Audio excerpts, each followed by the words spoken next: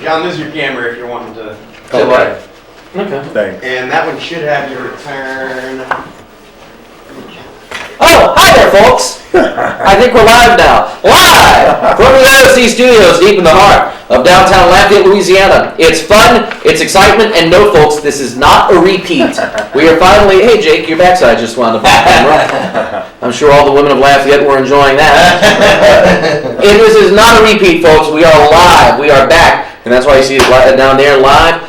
The 20th of October, 2015. It is time for the 8th annual 124 East Main political special.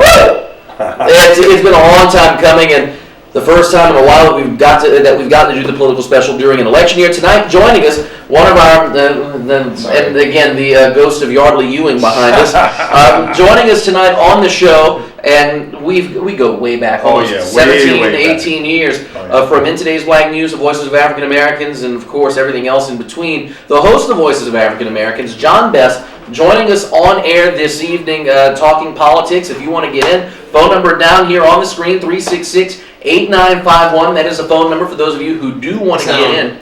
It's, what do you mean? It's not? I hit the button. It should have taken. 366-8951. Now the number is on the screen, and you can go ahead and give us a call and jump on in. Again, for those of you who normally watch the show, we're not going to touch sports tonight. We're not going to touch any of the normal subjects tonight. We're sticking on topic. We're going to do election. We're going to do politics. There's a lot to delve into, especially with regards to the state races, to local races, and everything else in between. So if you have questions, or if you just want to vent about what's going on in the political stage right now, tonight's your chance to do it. We're on the air until 9:56. So go ahead, call in at 366-8951 is the phone number. We are broadcasting live on Ustream for those of you who are not in the 5 parish area to catch the Acadiana Open channel. So for those of you who are watching, go ahead, or for those of you who are watching and you know someone who wants to watch from outside of the area, and if you do want to watch and you're from outside the area, why, I don't know, but you can go ahead and let them know we're streaming at aocinc.org. John, let's go ahead, let's jump right into it. We'll start with the gubernatorial race. David Vitter has been conspicuous by his absence in all but 2 of the debates. The man has not answered questions, and I know he's trying to dodge the questions about his serious sin from 2007 or before, whenever it happened. Personal indiscretion. Right, the personal indiscretion. But he's also not answering any questions about what he would do if elected governor of Louisiana. We've heard ideas from Scott Angel. We've heard ideas from Jay Darden. We've heard from John Bell Edwards. We really haven't heard much of anything from David Vitter about what his intent would be if elected. How does that hurt him or help him going forward with Saturday's election? I think he probably made a calculated choice to kind of be under the radar because of the scrutiny on his personal issues, and he has been seen as somewhat ducking the media and some of these forums. But and I think it will be a runoff. And if he makes the runoff, he won't be able to duck it. It'll be he and his opponent. He won't be able to duck these questions. So in my opinion, and I was talking to a voter just this past week, and I said that I would have made a general statement to say, I made a horrible mistake, personal indiscretion. My wife has forgiven me.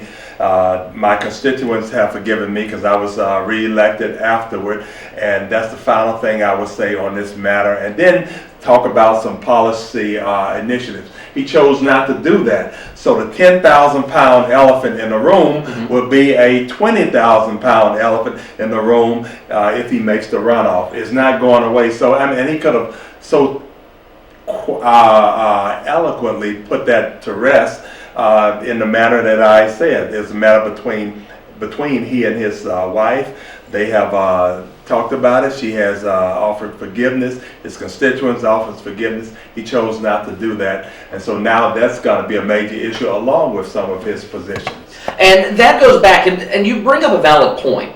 If he just addresses it at the beginning, it's a non-issue right now. Exactly. Saturday, Jason Berry with the American Zombie blog releases the video of the New Orleans Madam Wendy Ellis, Wendy Cortez, whatever you want to call her, and a taped confession of what she claims happened.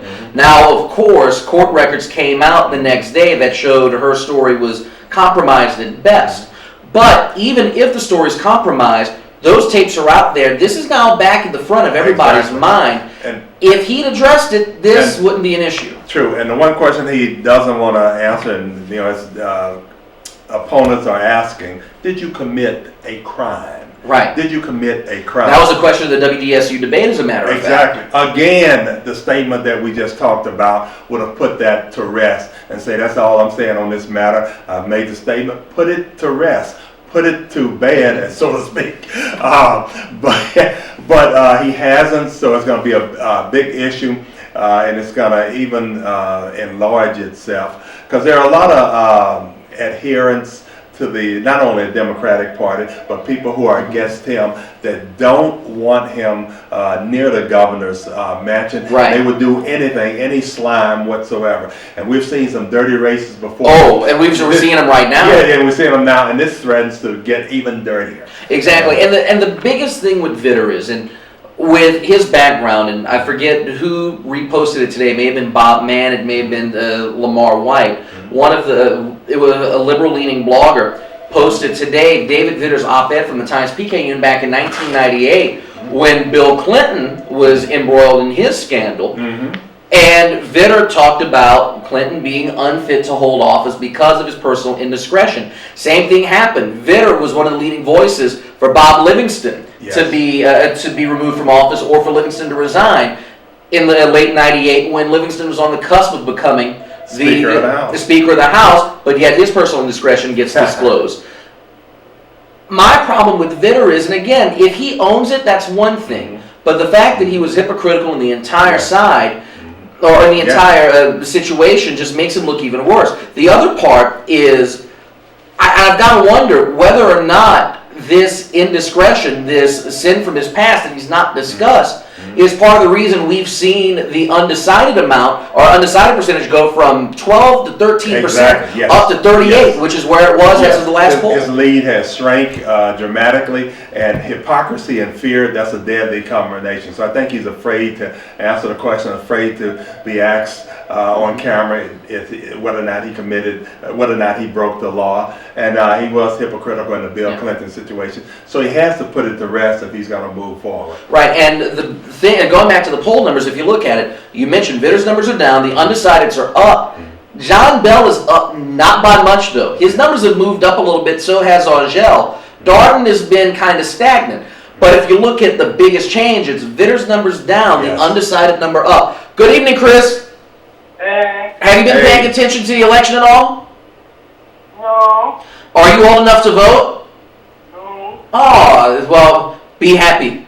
You aren't able to vote in this go-around because it is a nasty race. Well, several nasty races. That's what we're talking about this evening. So we'll get you caught up to speed on all the political races. Just whatever you do, if you know people who are out there voting, just make sure you let them know to read up on the issues before they go vote. And also, folks, and Chris, you can remind them too, Secretary of State's website, govote.com, you can pull up your sample ballot and you can go in the booth and punch your buttons, and you can have your ballot in front of you. Again, only 3 minutes to get in and out of the booth. So that sample ballot will definitely be a lifesaver for those of you who will be voting. So just remind people, Chris, go vote on Saturday, read up on the issues, and go to the Secretary of State's website so they can get their sample ballot. It's a great resource. You there? Yeah. All right. Well, I appreciate you calling. I've got to run. Have a good night. Thank you. Bye-bye. Yeah, definitely a sample ballot will help a lot. I early voted, and reading those amendments and making your mind up. So definitely a sample ballot will help a lot. Exactly. The governor's race will be interesting. The other race, though it's kind of been ignored, is the lieutenant governor's race. You got Kip Holden, Elbert Guillory, who's kind of been absent from this entire process, Billy Nungesser, and John Young from Plaquemines Parish. Kip, because he's the one Democrat in the race, you figure is going to get in the runoff. The runoff. And he's also very popular with many groups in Baton Rouge. I attended an event several years ago. It was a film festival event, and you had Republicans, Democrats, white and black, singing his praises. So he's very popular, was popular as a governor and as a representative, so I think he will make that. I'm going to come back to that in a second. I'm going to build on that in just a second. Looking at the other candidates, Elbert has a snowball's chance of getting in. You don't think he's going to quite make it, I don't. No. Yes, he's a Republican, but if you look at demographic, how certain demographics vote, no. That leaves you with John Young and Billy Nungesser.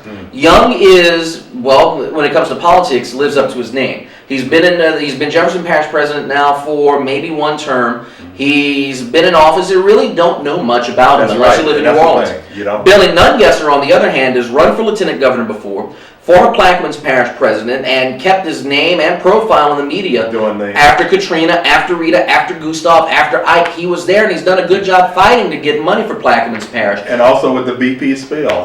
That too. And the other part of it, Nungesser is, I don't want to say the heir to the Republican Party throne. If he wanted, he could have had it, but he moved away from that. His father is the former chair of the Louisiana Republican Party back in the, I believe, 70s through the 90s. Billy Nungesser Sr. was the head of the state party. So Billy's got the pedigree, he's got the experience, he's got the name recognition, but the question is, will that name recognition, especially in a climate now where people don't want to vote for people who, for candidates who've been around forever, does Nungesser's experience help him or hurt him? Is that going to be a boon to John Young, or is it going to be a boon for Nungesser? Only time is going to tell. It's anti-incumbent fever, anti-establishment, And the thing, burning up. And Nungesser was smart, and I've got to give him credit. When his term was up in Plaquemines Parish earlier this year, he moved to Lafayette so he could be in a central location to run his campaign. He's now living here. His campaign office, as a matter of fact, is off of Kali Saloon Road. And he's been running a good campaign, for the most part, a positive campaign, until I think he and John Young are running attack ads at each other right now. But that only started in the last week. This race has been relatively clean. And going back to Kip Holden, he only started running TV ads yesterday. And his spots include athletes, musicians, actors, other elected officials from around Louisiana. He's consolidated a good base around him. Now, the production value of the commercial ain't great, but it'll do. Kip, he's done a good job of consolidating the base, and really, even though he's kind of been taking a low-key approach to campaigning, the commercial that he has out does an effective job, because you see the kinds of people and the kinds of, and you see the areas and the different people who are behind him, and it shows you, okay, he's got entertainment, he's got the culture, he's got the tourism folks behind him, and you got to think about it. This is a man, as a Democratic mayor of Baton Rouge, in a city, and sorry Baton Rouge, but face it, you have no culture. Well, I've heard that before, but I don't want to go that far. But for Kip Holden to come in and to bring some of the events that he's brought in, some of the concerts, some of the shows, for Christ's sake, he brought in Miss USA. He got Trump to bring his pageant to Baton Rouge 2 years in a row. For that to happen, the man has to have some kind of business savvy, and he's got to be, and he definitely has to have some pull and some connections somewhere. Definitely. That by itself, I think makes him an outstanding candidate for this. Though if he runs against Billy Nungesser, you've got two powerful names, two powerful men, arguably the most powerful men in municipal governments in Louisiana running against each other. That runoff will be interesting to watch, just to see how things play out. And really, from a standpoint of watching a lot of negative campaigns, and really what's been up until now an uneventful election season, a runoff between Holden and Nungesser, just from a political, from being a fan of politics, would be interesting to watch. Oh, definitely interesting, and it may set the barometer for not only this election, future election, because the big question is, can a Democrat in this most red of states, and as I always call it, a bloody red state, can a Democrat win a statewide election? And that's the question. And with John Bell and Kip Holden, you've got the possibility of two dark horses, two Democrats coming in and winning the race. And if you think about John Bell, he's not campaigned negatively yet. No. And the sad part is, the only attack ad that anybody can run against him, and this is, I don't know if it's Vitter's camp or if it's one of the Republican PACs, but the only attack ad that's been run against him is he's a Democrat, and that he's with Obama. Yes. Same thing with Scott Angel. The only attack out on him is he was a lifelong Democrat, which So true. Which, by the way, and folks, so effective, unfortunately, but yes. and that's the problem. And that's the problem I have with that particular attack ad. You're going to criticize him for being a lifelong Democrat, and of course, people are eating it up. Do people forget that up until 10 years ago, the majority of Louisiana was Democratic? That's right, exactly. All the Democrats in Louisiana switched to the Republican Party belatedly. That's right. It was, my daddy was a Democrat, so I'm going to be a Democrat kind of thing. And in some cases, John McGinnis wrote, and I believe it was Cross to Bear, the book about Edwards' campaign, or Edwin Edwards' campaign against David Duke. There was a lady from northern Louisiana who registered to vote when she was 18, back in this is 1950s. She registered to vote, and she registered as a Republican. The registrar of voters knew her father and said, if you don't change your registration to Democrat, I'm going to call you daddy and tell him what you did. And she changed it back immediately because it was the party of her parents. And that's the thing in Louisiana. You see a lot of local officials holding on to the Democratic tag just because A, they've never changed it, or B, it was what their father and their grandfather and everybody else did. That is so true. And that's still the case locally, where people haven't changed party affiliation. You look, D. Stanley changed his from Democrat to Republican. You look at Scott Angel's another one who was a Democrat, switched over to Republican not too long before Bobby Jindal made him his legislative liaison. You look at other people, I believe Jay Darden's another one who is Democrat to Republican. You look at most of the Louisiana state legislature, people who flip from one to the other. This is not necessarily a new phenomenon. It's something we've been watching since really Mike Foster did it in 1995 when he was running. So since then, we've seen major candidates or major politicians in Louisiana go from Democrat to Republican. And if you really want to go farther back, let's go to 1991. Bud Romer was the one who kicked it off in an attempt to save his governorship when he ran that year. He switched his affiliation in March, managed to piss off all the Republicans in a 5-month span and lost the election. Yeah. So it's something that has happened because people either did it for political gain, Buddy Romer and Mike Foster. People have done it because their values are more in line with the modern Republican Party than the Democratic Party. I get that happens. But the fact of the matter is, if you're going to criticize someone for being a lifelong Democrat before switching to the Republican Party, there's some people here that have got to do a lot of soul searching. Yes. In this area. So folks, this is my advice to you. If a candidate is attacking someone for being a lifelong Democrat before switching to the Republican Party, I think there are more flaws with the person running the attack ad than the person being attacked. That's just me. Exactly, and as many people I know correctly state, in my opinion, not a dime bit of difference in many areas over the decades between a Democrat and Republican. A Democrat in Louisiana, traditionally, African Americans were Democrats, but some of the Anglo-American who were Democrats were extremely conservative Democrats. Moderate to conservative to extremely conservative. But as you said, their parents were Democrats, and they identified with the Democratic brand, but they were extremely conservative. Right. One of the big issues, of course, in 1980, one of the big game changers, was the election of Ronald Reagan. And so we saw a lot of people flip-flop then with the so-called Reagan Democrats. But now, the fact that the word Democrat, which has become a dirty word, it's as if certain entities wish for a one-party system. Yeah. Okay. A one-party system. We're almost there in Louisiana. Virtually 30 years ago, we were there with the Democratic Party, and now we're almost there with the Republicans. And the biggest thing, Ian, I think, and they have been masterful at this, the Republicans not only have defined themselves, and we see what's happening in Washington, but more importantly, they have defined the Democratic Party to a large extent. And part of that is, especially in Louisiana, and I hate saying this because I know folks in the Democratic Party, I'm friendly with them. Matter of fact, some of them are involved here at AOC. Mm-hmm. The fact of the matter is, over the course of the last 10 years, or at least the last 8 years since Kathleen Blanco stepped down, the state Democratic Party has not done a good job of defining itself, has not done a good job of building up its farm system of candidates to run against Republicans. During the press club meeting yesterday, I was amazed that Jeremy Alford, the editor of LA Politics, was able able to mention the person, the Democrat who ran against Bobby Jindal 4 years ago.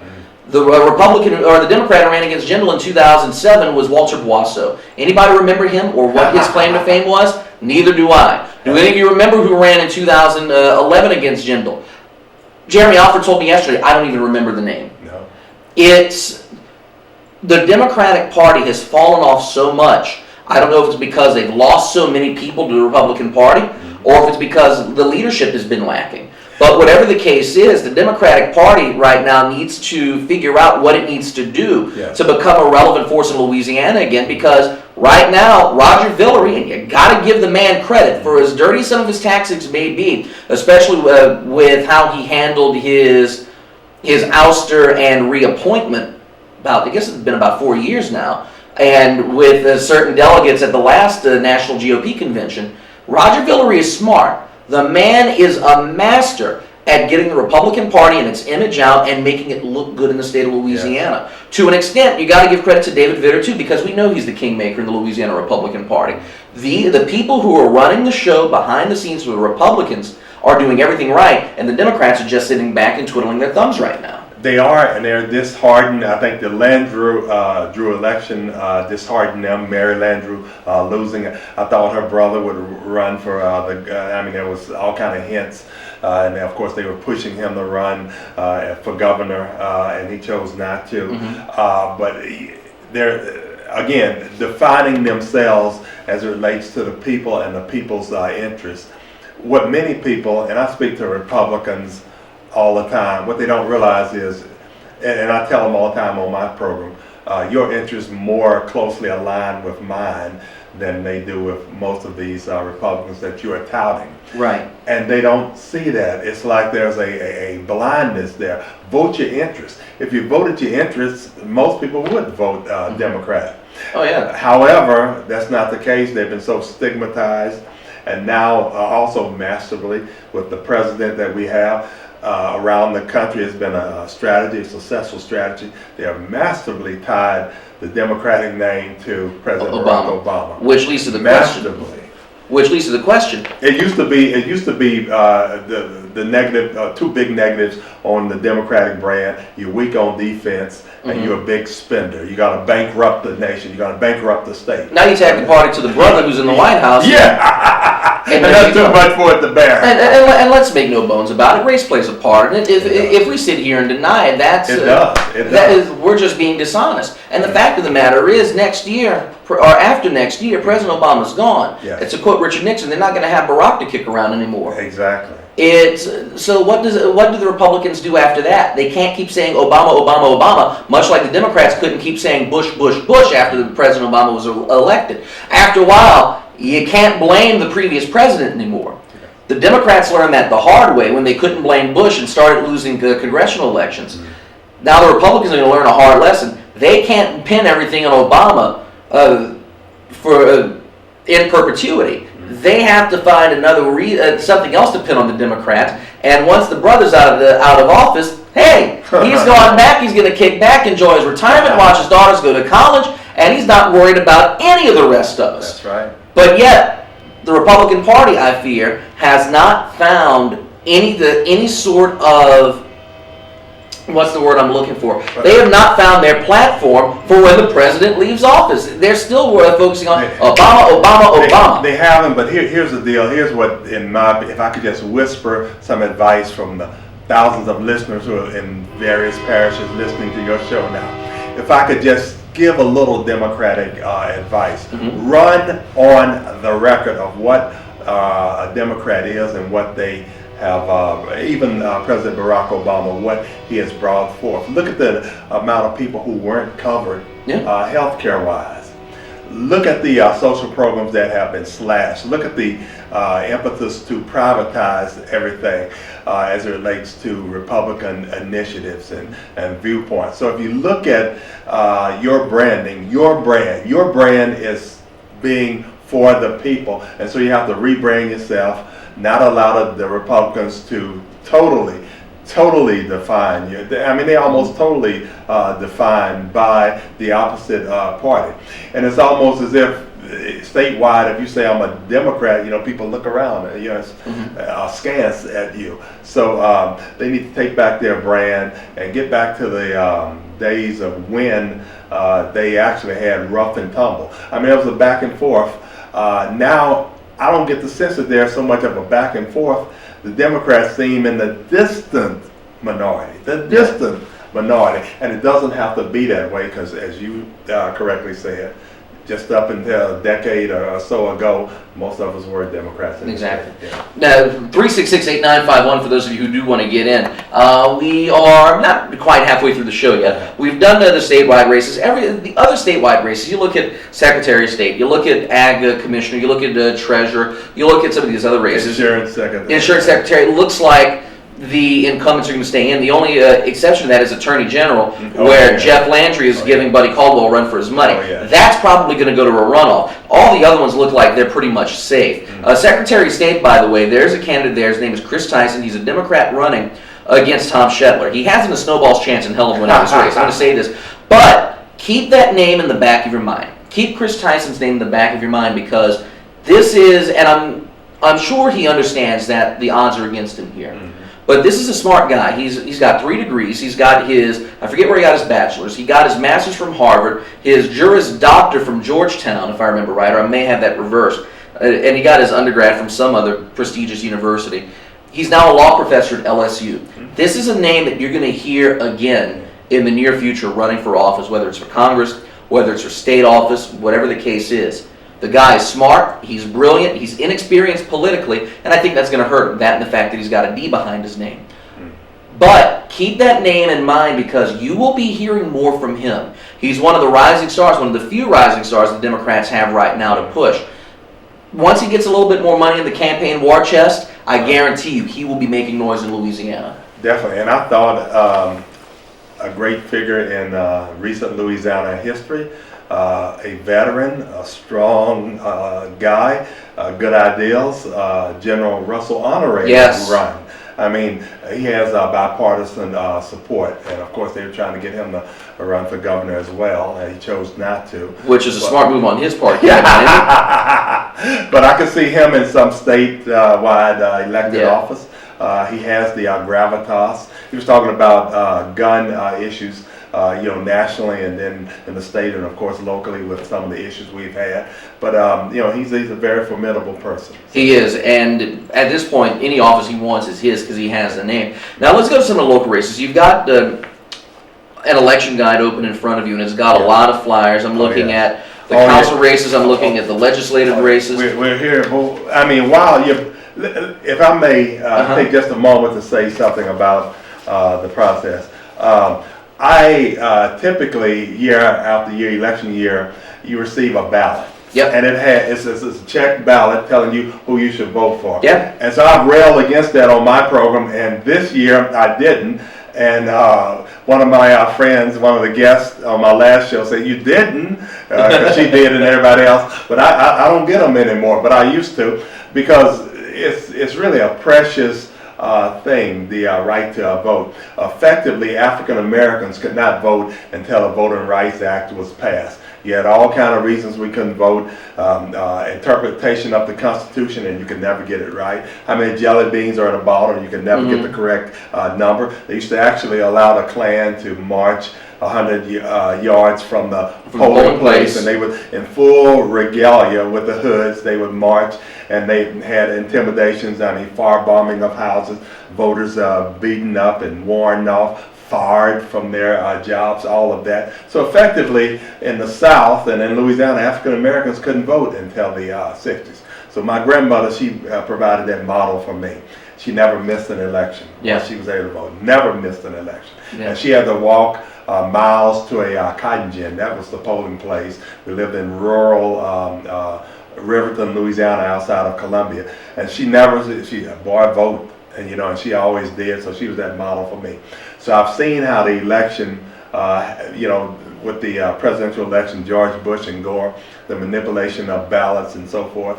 And there's been other ballots, Chicago and other areas where questionable electoral practices. However, even with that in force, her model, I honor the process by, her tremendous model to me voting. So I want to always be a force in a community for voting, so you can honor that process. And Absolutely. the people who got that voting rights passed, I mean, we have some people who aren't here who died by unnatural means trying to get the right to vote. And yet we have so many people, my generation, whether it's black or white, or of other races, who don't care. And that voter apathy yes.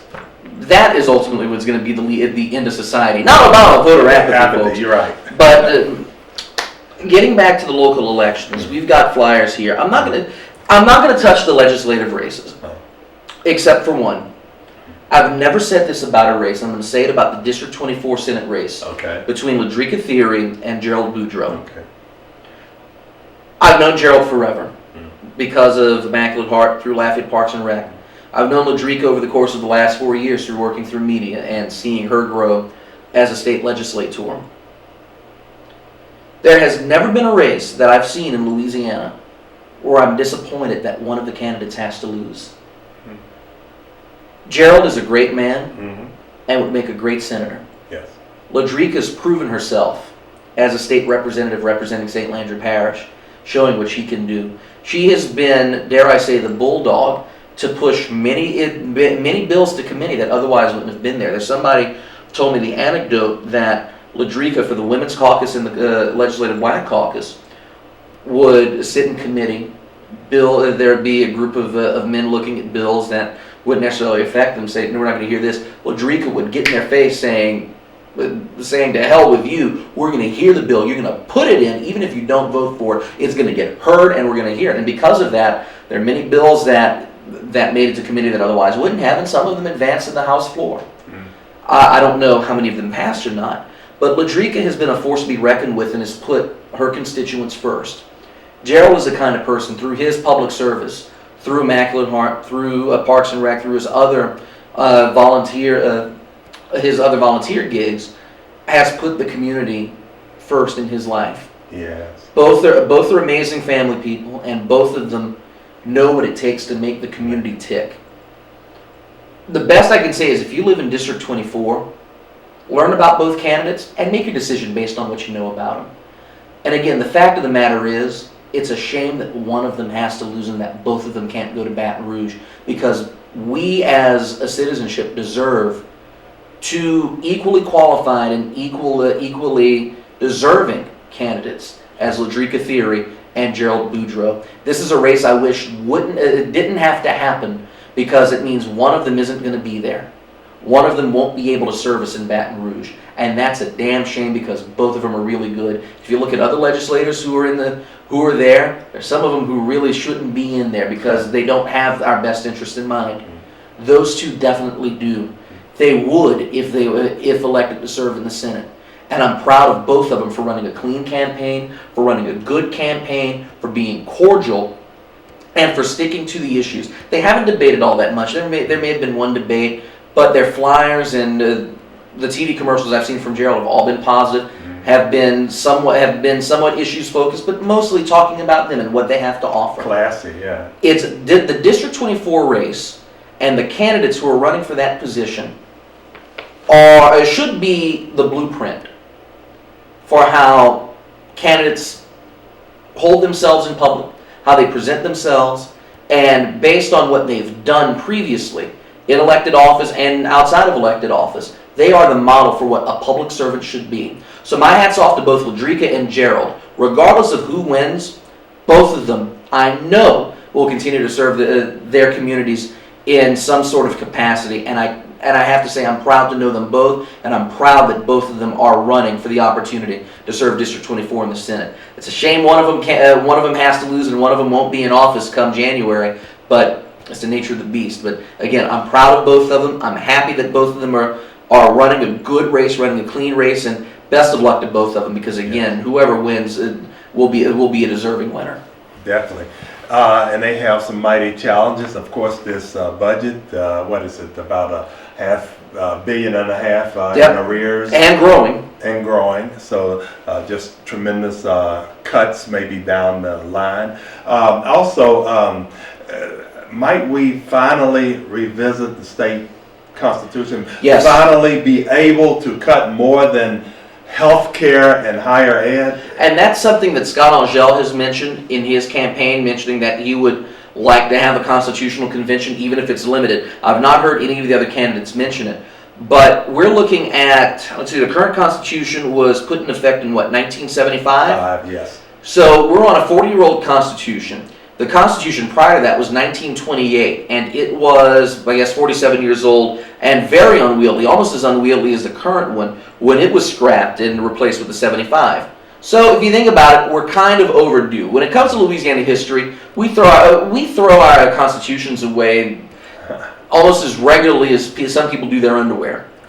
It's time for a constitutional convention and revisiting not just some of the funding mechanisms that are in the Constitution, but maybe looking at some other amendments that really don't deserve to be there and can be codified in other means, in revised statutes, in the civil code. There are a lot of amendments that have been put in, especially in the last 10 to 15 years, that really should not be in the Constitution. Some of them do, and some of them need to be written into a new document.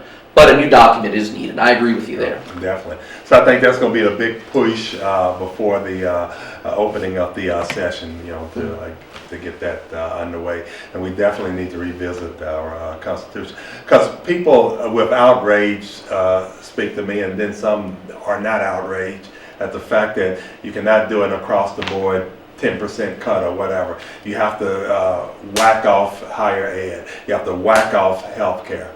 And educationally, we're at the bottom. Healthcare delivery-wise, we're at the bottom. And yet you keep cutting.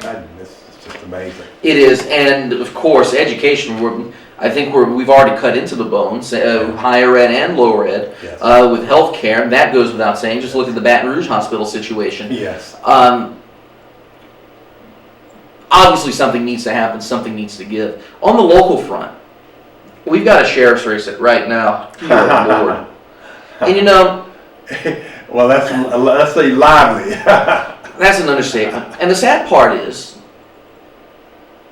and I'll say this about the city parish president's race too, with one of the candidates there, because one of the candidates in the sheriff's race and one of the candidates in the city parish president's race share a campaign manager. Okay. And that campaign manager is, as far as I can see, the source of all of this vitriol, the source of all of this BS, for lack of a better phrase.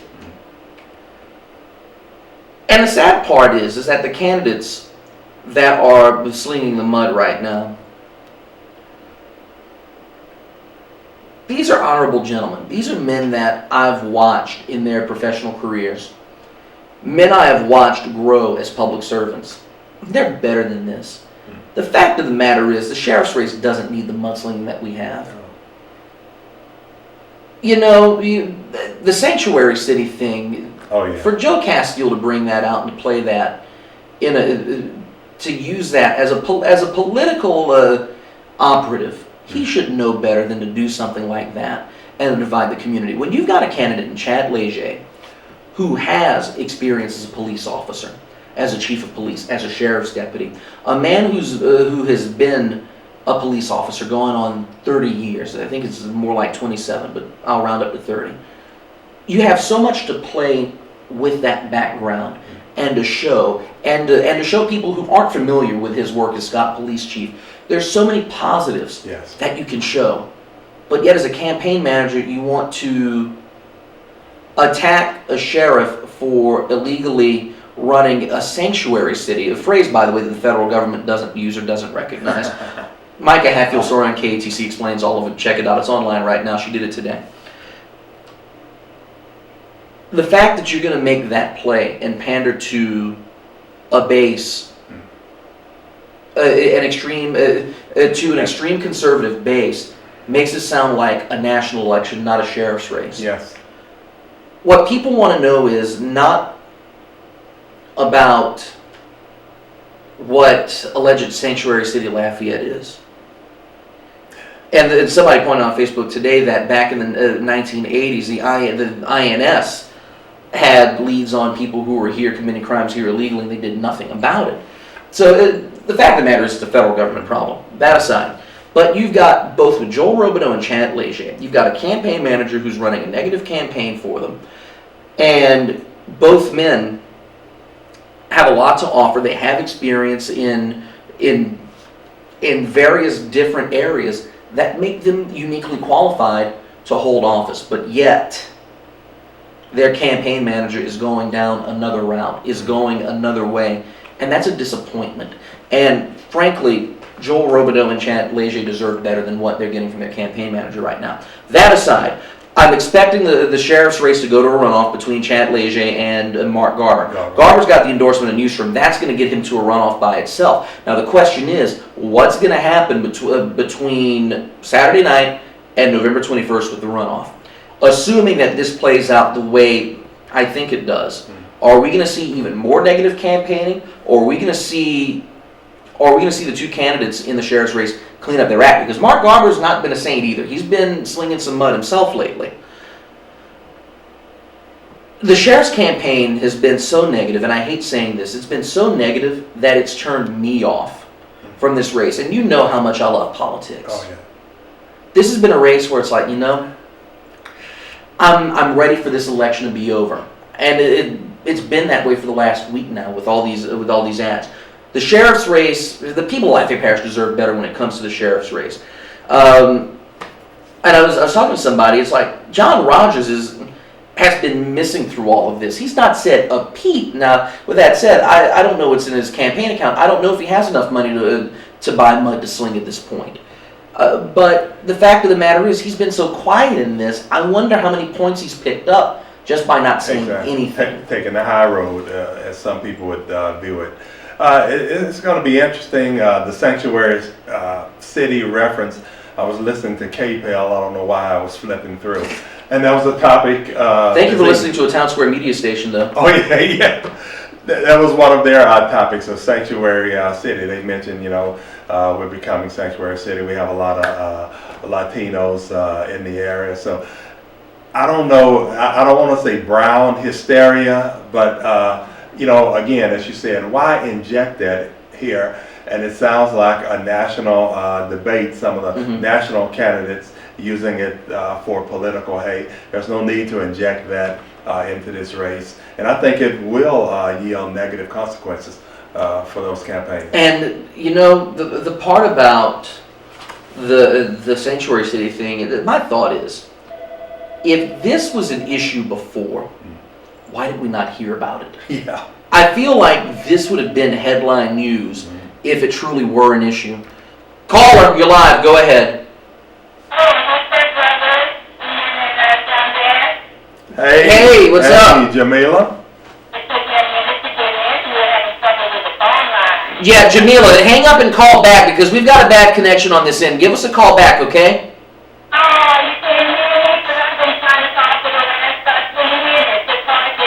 That's weird because the phone line didn't ring. Go ahead, or better yet, I'll call you back on the phone to see if we got a better connection because I think I got your number. If I don't have your number, I know John has it. Yes. Right. All right. I'll disconnect. I'll call you back in just a second. Okay. All right. Bye-bye. All right. Okay. 332. Let's see if this works because I heard Jamila's voice and it's disappointment that we had a bad connection. Oh, yeah. So let's see if, there we go. One ringy dingy, two ringy dingy.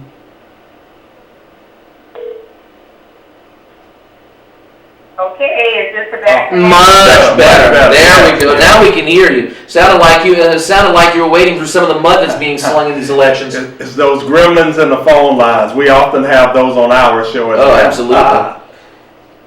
Okay, well, I couldn't let you guys have all the fun talking toiletry. I just wanted to know if you had read the article in the paper today that Claire Taylor had written who will decide the city parish president's race. I did see it. I didn't get a chance to read it, but I did see it, and I know what her summation probably is. African Americans. Right, exactly. Well, that's what I believe Pearson Cross and Jeremy Alford said as much yesterday during the press club meeting, is that is where you're going to see the difference in this race, which makes me wonder. And I saw Chris Williams not too long ago, and I asked him how politics was treating him. He said, "Good, because I'm not in it anymore." But I have to wonder, because you know that there are forces at play on the north side and in the black community that are going to try to drive out the vote. Now the question is, which candidates will they be going for? Now, I don't know if it's still done the old way, where a candidate goes in, gets to them, the process, and goes through the process. Thank you. But the fact of the matter is, that is still an electorate that you have to court, and for what it's worth, will be the electorate that's going to make up the vote.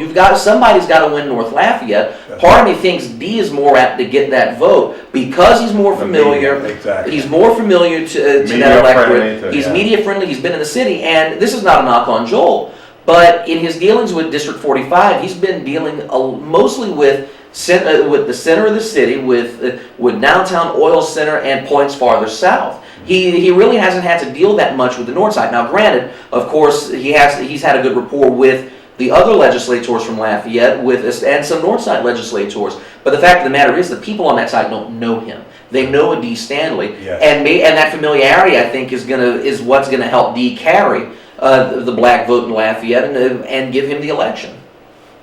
But this would have been an opportunity for us to take advantage of it and get our issues on the table. That's true. Definitely.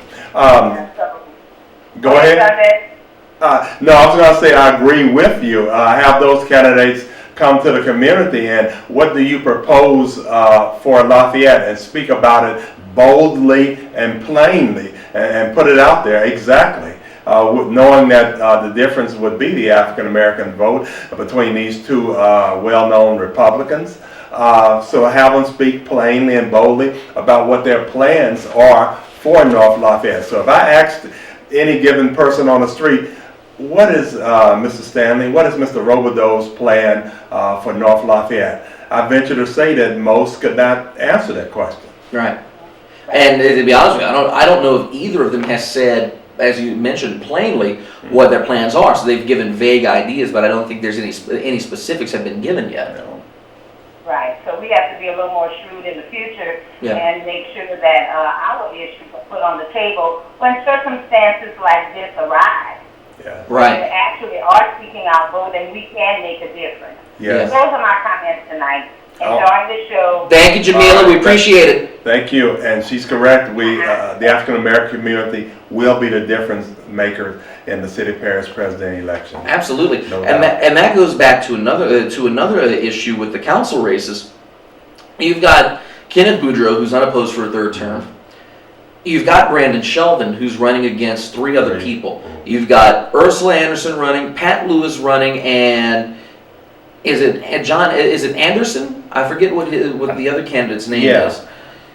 Fine people. Peterson, excuse me. Fine people. I know Pat Lewis. He's a very fine gentleman. So it's going to be an interesting race there, I think. I think it'll be closer than what some people think. Some people think that I've spoken to said maybe it'll be a first ballot for the incumbent. I'm thinking. I don't think so. I think Shelvin goes to a runoff. And I think Brandon is the most vulnerable of the councilmen who are up for election this year. Brandon has not made many friends on the council. There's some folks, especially closer to downtown, that he's turned off because he's, according to them, not returned phone calls or has not taken up their issues. He's alienated some of his constituents, which that's bound to happen when you're an elected official. But a lot of the complaints I've heard from residents in that area, they're griping much more than I've heard anybody else gripe about a councilman in recent memory. And I think that's going to make him vulnerable here, and people are going to look for a change. Now, the question is, who they're going to go with. Ursula Anderson is a Republican and a Tea Party candidate. I don't see her getting in and making headway there. Pat Lewis, John Peterson, who do you go with? Which one of these two will make the runoff? Brandon gets in the runoff. There's no question about that because he's got his base, he's got his support. He's still a strong, formidable. Oh, absolutely. No doubt about that. And give him credit where credit's due. He's a hell of a candidate, knows how to run a campaign. Yes. question is, who gets to the runoff with it and what happens in that runoff? The month between Saturday and November 21st will tell the difference. Again, Brandon may be vulnerable, but this is still his race to lose. This is still very much his race to take, and if he can capitalize, then he'll be in for another 4 years, despite the opposition and despite some of the complaints from folks who don't necessarily want to see him stay around. Caller, go ahead. Good evening, Ian. Good evening, John. Good evening. Listen, I know time's getting, you got about 6 minutes. I'm going to make a couple quick comments and I'll hang up. Okay. I might start on fire again next year, Ian. Yeah, welcome back, Glenn. We're glad to have you back. Yeah, good. I left the Democratic Party about 15 years ago, and as of right now, when it comes to economic issues, probably to me it's probably 50-50. I support half of the Democrat on that, half of the Republican. But when it comes to social issues and foreign policy, Republican 100%. Right. The Democrats, to me, have lost it, okay? And something else real quick. I do not watch the Republican debate, and I do not watch the Democratic debate, and I don't plan to watch any of them. But, after the debates for a week or longer, every time you turn on the cable news, you got to see some clips, okay? You got to see some clips. This is safe for a hang up. Yeah, You got Bernie Sanders up there. Talking about want to raise the top margin rate to 90%. You want to get free this, free that. I said, hey, Bernie Sanders, hey man, you must have a money tree in your yard that nobody know about. Look, man, good to talk to y'all. Y'all keep up the good work. I'm gonna see you soon, Ian. Sounds good, Len. Good hearing from you, man. Now, going back to the debates, I'm happy that you didn't watch them because that's 6 hours of your life that you kept. That 6 hours of your life you didn't waste. The Democratic debate was better formatted. Yeah. I think CNN made a farce of the Republican debate because they knew they could, Thank you. and they knew Trump would get away with it. Thank you. The Republican debate was a farce and really should not have been on TV. It was entertainment television. Same thing with the Fox Republican debate. Yes. It was all entertainment value. There was no substance to it. The Democratic debate had substance. The problem with the Democratic debate is, and with the Democratic race right now, CNN, or I should say their parent company, Time Warner, made a multi-million-dollar contribution to Hillary's campaign. Mm-hmm. There's a conflict of interest there. They talk about how Hillary won the debate. People who watched the debate said Bernie won it. 80% overwhelmingly said Bernie Sanders won the debate. Agree or disagree with them. But the fact of the matter is, the majority of the media outlets, the major media outlets who are reporting on this, with ABC, their parent company Disney, CNN, their parent company Time Warner, they've all made donations to Hillary. And therein lies the rub. I don't know if we can trust the media that has... Well, you bring up an intriguing point there. I do think there are many in the established media and traditional politics that they want their aha moment, such as the first black president that Barack had. They want the first woman president. They think she's the most qualified, the most viable candidate, and you hear that being said, in certain corners. So yes, I think they have put their markers behind Hillary. The problem that Hillary has is with authenticity. Yeah. She seems hyper polished. She's a great debater, but she was a great debater when she lost to President Barack Obama. She was a great debater when she was first lady. That's right. So what does that mean? Her hyper slick answers and the fact that she pivots when it's necessary politically gives many cause for concern. And I remember when she ran against President Barack Obama, she was losing in Pennsylvania, and she went and said, "I represent the white working class." And her husband said the president's campaign, then candidate, was fantasy and so forth. So that kind of rubbed a lot of people the wrong way. And she has proven to be just a leaden campaigner. Right. Just someone out of her depth as a campaigner. Maybe she's better this time, but she's done herself no favors in the past. No, and you mentioned being hyper-polished. That's been her biggest problem. She needs to learn how to loosen up, maybe go off the cuff. And that's the one thing, love him or hate him, has served Donald Trump well. Yes. He's certainly not polished. No. And because he's off the cuff is why so many people are attracted to him. And the fact that he plays to the basest instincts. But people believe he believes what he's saying. He comes across as authentic, even if it's Even if it's not. made up, because he's a television performer. Oh, absolutely. And in another life, maybe he wants to be a comic, because he has all these faces and comments. And Put him and Bernie Sanders on the same stage. There's your next HBO comedy special. I would watch it. Record ratings. Oh, absolutely. Put those two, just let them debate. Let Larry David come in and do an impersonation of Bernie, and boom, there you go. We've got about 2 minutes left in the show. John, thank you again. Before we let you go, Voices of African Americans is still on. You guys are what, first and third Sunday? First and third Sunday at 8 p.m. And of course, they're here, and the spirit of David Crachan lives on here at AOC. Definitely. But Voices of African Americans, first and third Sundays, 8 o'clock right here on AOC. You can tune in. John is here. Always has a guest with him. Jamila, who called in a little bit early, is the director of the show. You can check in with her as well when you watch and call in on Voices of African Americans. Folks, Saturday's Election Day. Some of you voted early. Thank you. For those of you who haven't voted yet, learn the issues. Learn about the candidates. Vote on the issues. Don't vote just a straight party line, because that does nobody any good. Exactly. Learn the issues, find the candidate who aligns the best with your issues, and vote for that person. It really doesn't take that much time. Learn about it, vote on it, make an informed decision. Regardless of who you vote for, just make an informed decision. That's the best that we can ask. Definitely. Saturday, Louisiana's future is on the line. Just make sure that, again, you're doing yourself a favor and you're doing all of us a favor, and voting for the person that you think is best for our state and for our community. We'll see you back here next week, folks. Until then, don't take life too seriously. You're not getting out alive anyway. Good night, everybody. Good night. All right, great. That went well.